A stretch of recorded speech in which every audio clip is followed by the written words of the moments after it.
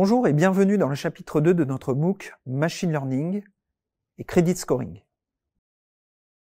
Ce chapitre sera consacré au data wrangling, c'est-à-dire la préparation des données.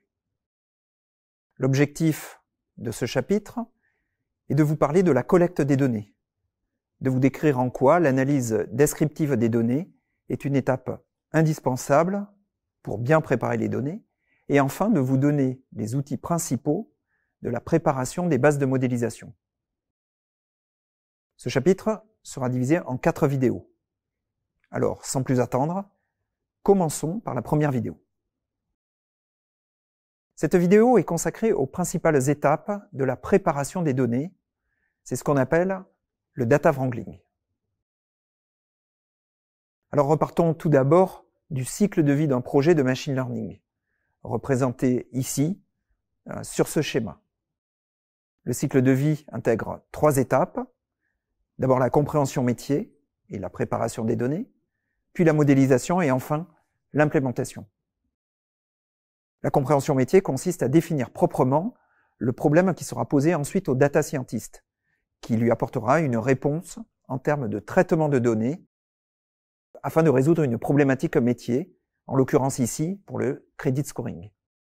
L'objectif est de classifier les emprunteurs de la banque dans l'ordre croissant des niveaux de risque, et le travail du data scientist est d'élaborer le cahier des charges en termes de collecte de données, de préparation, de modélisation et aussi d'implémentation.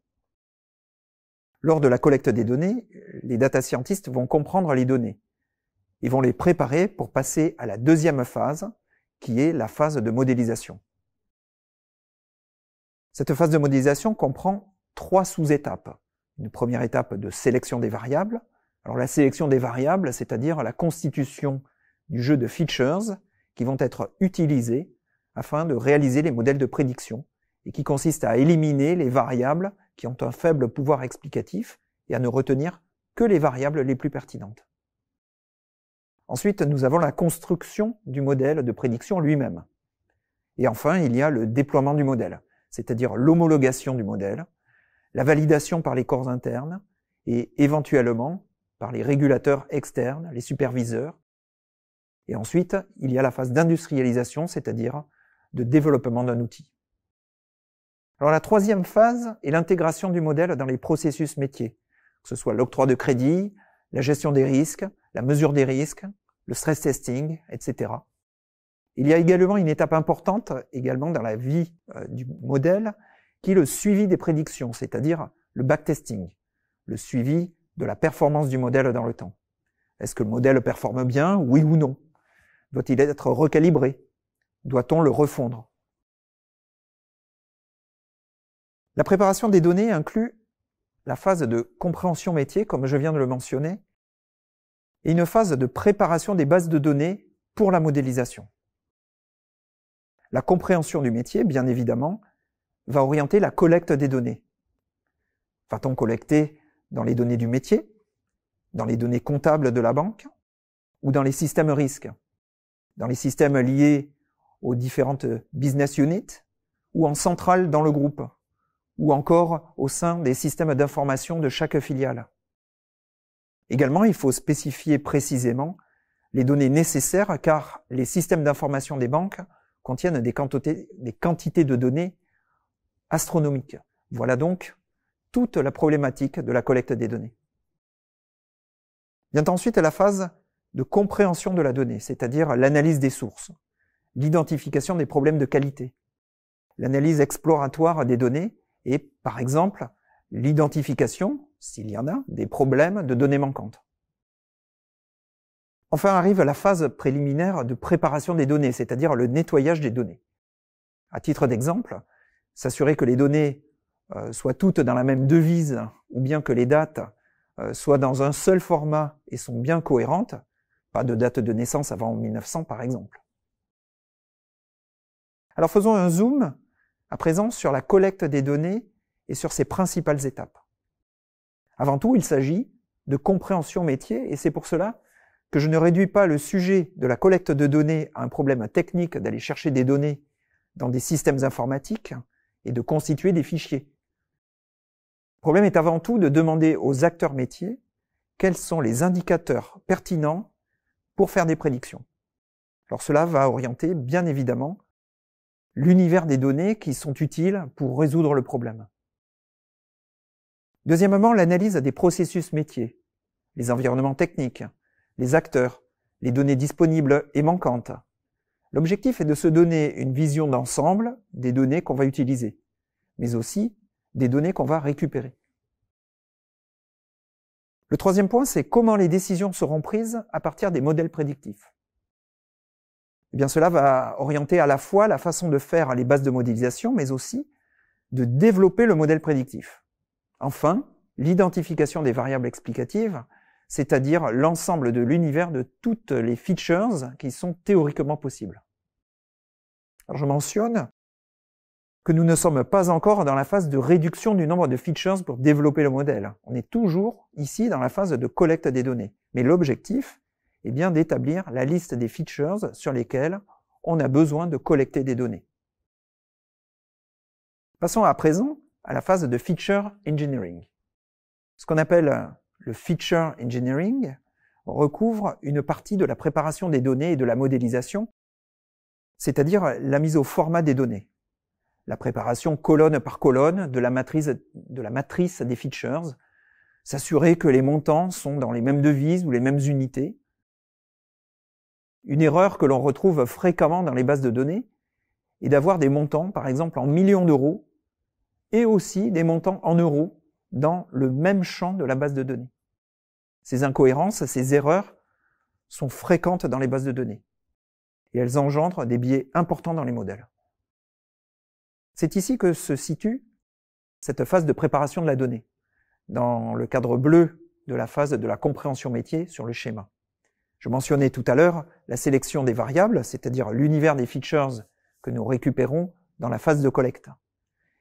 Eh bien, il va falloir en déterminer un nombre réduit qui vont être intégrés à la construction du modèle.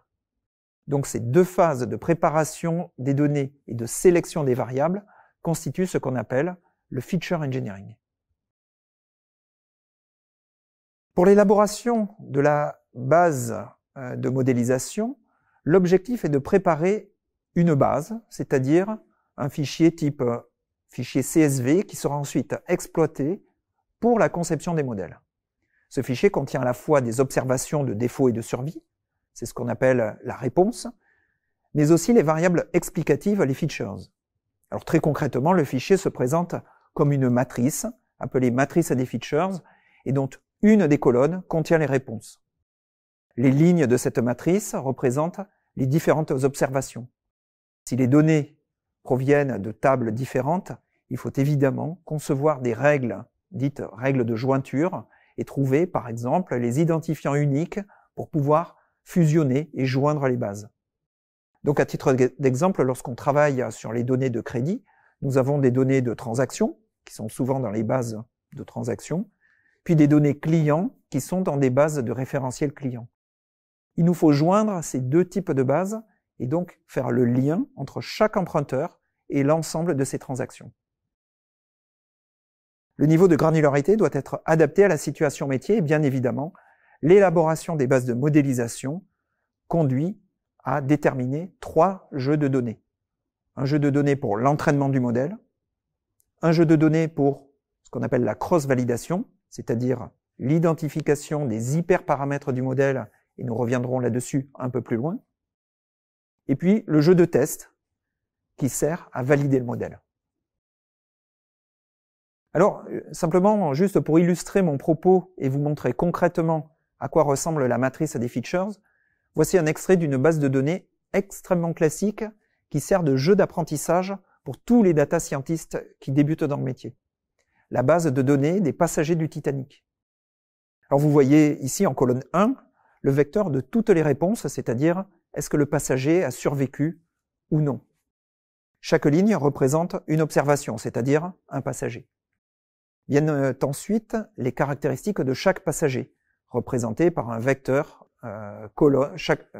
chacun dans une colonne.